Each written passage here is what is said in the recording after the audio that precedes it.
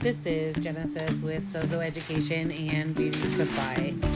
As most of you guys know, if you've been following my journey, this has been a crazy time and lots of learning going on. At this point in time, I'm really thinking like, lift with your legs, lift with your legs. Oh, geez. 50-pound bag of citric acid. This was the first time I had purchased a bulk order.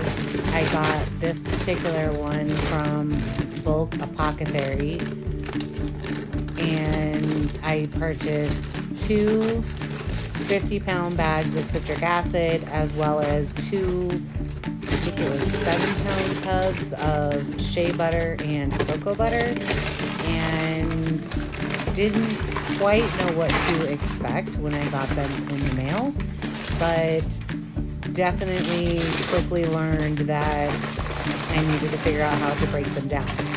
So with this 50-pound bag of citric acid, I do love the fact that it had the plastic on the outside of it, because if the bag was punctured in any way, it did help to contain it. So I was able to take both of them out of the boxes, and I stored the one of them that I wasn't using at the time somewhere else, and I felt it was much safer from any type of water or outside elements that may contaminate it. So once I finally got the inside contents of this open, I started by making the mistake of trying to pour it in my sifter that is on the inside of that 5-gallon bucket. I got a food safe bucket from Home Depot for pretty cheap, and normally when I do this, my son will help by pouring the citric acid, but he was at school and I needed more. So there I was showing you that you definitely need a mask when you are dealing with that massive amount of citric acid. I completely forgot that I needed to put my mask on because it gets all over in the air, and this is fine citric acid dust that is wafting up into the air. So you definitely need to get some protection from that. I would definitely suggest that you work with a smaller amount at a time, simply because it's easier to shake it back and forth into the sifter. And when it comes in a huge bag like this, there are tons of chunks on the inside, and this goes for the same of baking soda as well. The largest bag I've gotten of baking soda was just the ones from Costco. I believe they're 15-pound bags. However, I slammed that thing on the counter so many times to be able to break it all up before I even open the bag. And then it always has chunks. So if you don't break this down right away, you're going to be kicking yourself, because whether or not you leave it in a large bag and work from there, or decide to transfer it into the buckets like I did, you are gonna have a hard time pulling out those chunks, no matter, even if you do bulk recipes, because it just makes it more difficult. So I still sift as I'm working through my recipes, but pre-sifting them, which is what I would call this, is really the best way to be able to get everything in the bucket and make it an easier transition to the container that I will use for actually working out of.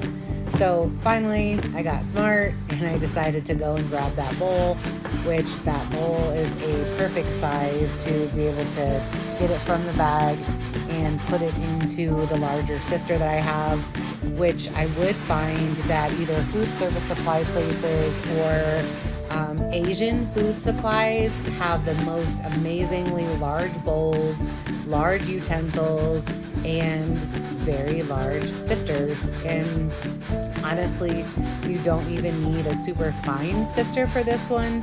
You're just trying to get it to be more manageable, essentially. So I hope this video helps you.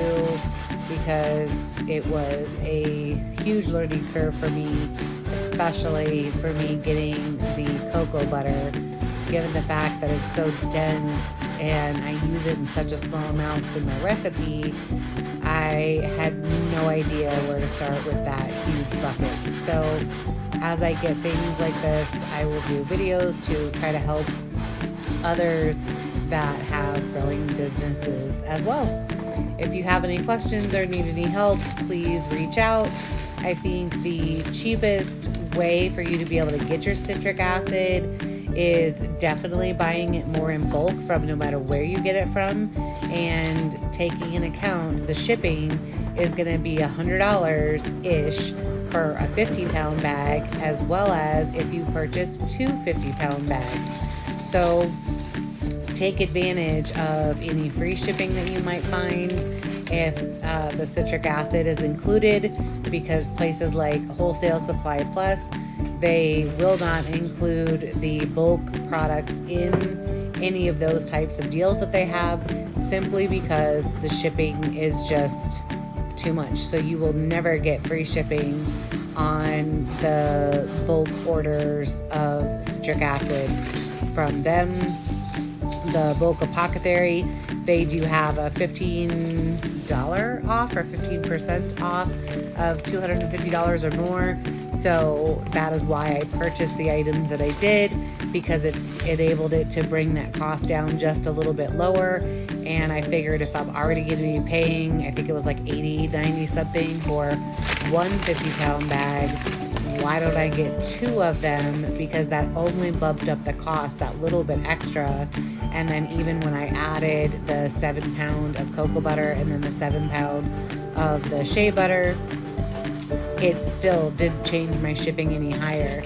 So it was really just coming from the citric acid. And I personally do take, when I figure out my cost of goods, I take the shipping into account with that. So in this case, I divided, let's say the bag of citric acid cost $100. I divided up every single, or added up, I should say, every single item that I had purchased in that, the weight of them. So whether you do grams or ounces, pounds, however you want to figure that out, I took the entire total of my purchase, including that shipping, and then I divided that out per pound so I could see how much or I should say I didn't take the total. Let me reverse this. Sorry. I took the shipping amount and divided that out by the amount of pounds that were in each product. So I knew from that point that for every pound, it cost me $15 or something for shipping. And then I added that amount as my cost of goods. So obviously the bulk of that shipping was all from the citric acid, and it ended up being able to work out where it made sense. So I was not going to just eat that $100 and something in shipping that I ended up paying. And as you can see, those chunks are pretty huge in there. And then you could just take your hands and go through and push them all the way through. I find that it's easier to grade them almost like you're grading cheese onto that sifter, and it works better than you tossing it back and forth. I think there's less that's kicked up into the air and makes the process go a little bit more efficiently. And I would say I don't go all the way down to the netting with holding it the way that I am with my fingers, just because there's been a couple of times where I've ended up like tearing through my gloves. So I will get them down pretty fine and then just add more into there. And then at the end, I'll kind of go through with my like flat palm and massage it in so that way the gloves don't get caught in there as much. Again, if you have any questions, please don't hesitate to reach out. And I hope this helps you as much learning how to do it helps me.